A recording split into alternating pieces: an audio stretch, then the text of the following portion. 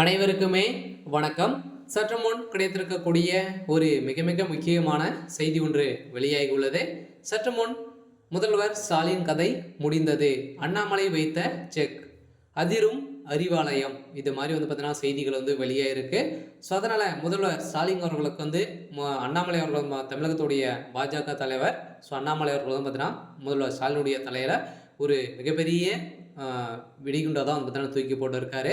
So அதனால் முதல்வர் ஸ்டாலின் அவர்களுக்கு ஒரு மிகப்பெரிய செக் வைத்திருக்கக்கூடிய நிலையில் தான் பார்த்தீங்கன்னா இப்போ அறிவாலயமே பெரும் அதிர்ச்சியில் தான் இருக்காங்க. ஸோ அதனால் பார்த்தீங்கன்னா முதல்வர் ஸ்டாலின் அவர்கள் ஏற்கனவே ஒரு மின்சாரத்துறையில் ஒரு மிகப்பெரிய ஊழல் நடந்திருக்கு. இந்த ஊழலின் அடிப்படையில் பார்த்தீங்கன்னா ஏற்கனவே செந்தில் பாலாஜி கிட்டேருந்து பார்த்தீங்கன்னா நிறைய பணங்களை பார்த்தீங்கன்னா லஞ்சமாக பெற்றிருக்காரு. ஸோ மக்கள் பணங்களை அனைத்தையுமே பார்த்தீங்கன்னா பதுக்கக்கூடிய ஒரு ஆளாக தான் செந்தில் பாலாஜி அவர்கள் பார்க்கப்பட்டு வந்திருக்கக்கூடிய நிலையில் தான் பார்த்தீங்கன்னா இப்போ அதிரடியாக முதல்வர் ஸ்டாலினுடைய கதை ஒட்டுமொத்தமாக முடிய போகுது. ஸோ அதனால் கூண்டோடு வசமாக சிக்கிய சம்பவத்தினால ஏற்கனவே பார்த்தீங்கன்னா அதானியுடைய விஷயத்திலும் சிக்கியிருந்தாங்க. ஸோ இதை பற்றி இந்த வீடியோவில் பார்க்கலாம். ஸோ அதுக்கு முன்னாடி நம்ம சேனலுக்கு இப்போ தான் நீங்கள் முதல் முறையாக வந்திருக்கீங்க அப்படின்னா மறக்காமல் நம்மளுடைய சேனலை சப்ஸ்கிரைப் பண்ணி சப்போர்ட் பண்ணுங்கள்.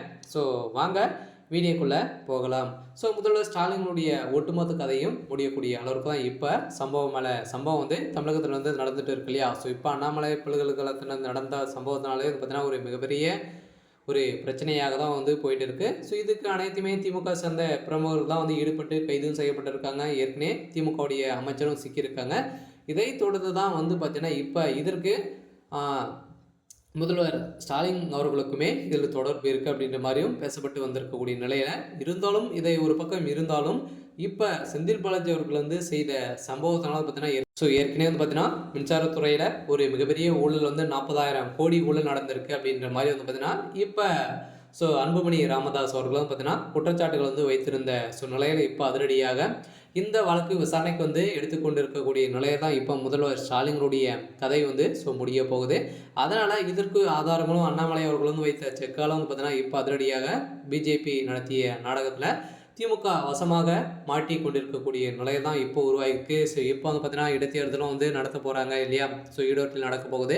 ஸோ இதிலும் காங்கிரஸ் கூட்டணியிலிருந்து திமுகவும் உடைய போகுது அப்படின்ற மாதிரி பேசப்பட்டு வந்திருக்கக்கூடிய நிலையில் இப்போ முதல்வர் ஸ்டாலினுடைய தலையில் ஒரு மிகப்பெரிய இடியாக தான் விழுந்திருக்கு. சாலாருடைய வருகின்ற சட்டமன்ற தேர்தலுக்குள்ளே ஒட்டுமொத்த கதையும் முடிய போகுது.